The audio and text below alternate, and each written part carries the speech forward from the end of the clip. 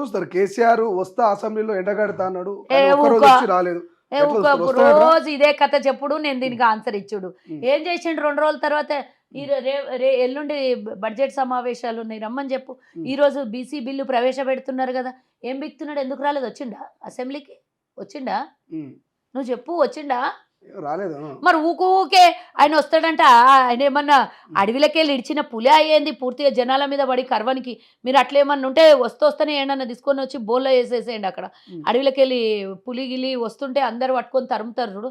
అట్లాంటిది ఏమన్నా ఉంటే మరి తీసుకొని పోయి బోన్లో వేసి అంటే పులి అని ఒప్పుకుర్రా కేసీఆర్ మీరంటే నేను చెప్తున్నా అట్లాంటిది ఏమన్నా ఉమ్, లేకపోతే పిచ్చుకుకి వస్తే కూడా తీసుకొని పోయి మందు పెడతారు కదా అట్లేమన్నా ఉంటే మరి చూడండి మళ్ళీ అదేమన్నా ఉంటే చెయ్యండి. ఆయన జీతం కోసం వస్తున్నాడు.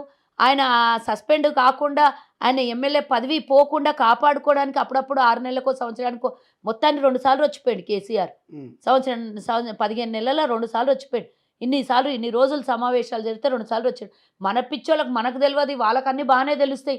మా అయ్యనేమో అటెండెన్స్ కోసం వస్తున్నాడు. దాని విషయాన్ని ఇంత పెద్దగా చూపించి భూతద్దంలో చూపించి మా నాయన వస్తే పులి సింహము ఇంకేంటిదో చిరుత ఇంకేమో ఉమ్, అంటారు కదా ఉమ్, గాండ్రీ చెట్టు రకరకాలు ఉంటాయి కదా అట్లాంటివన్నీ. ఉమ్. మా అయ్య వస్తున్నాడు అంట.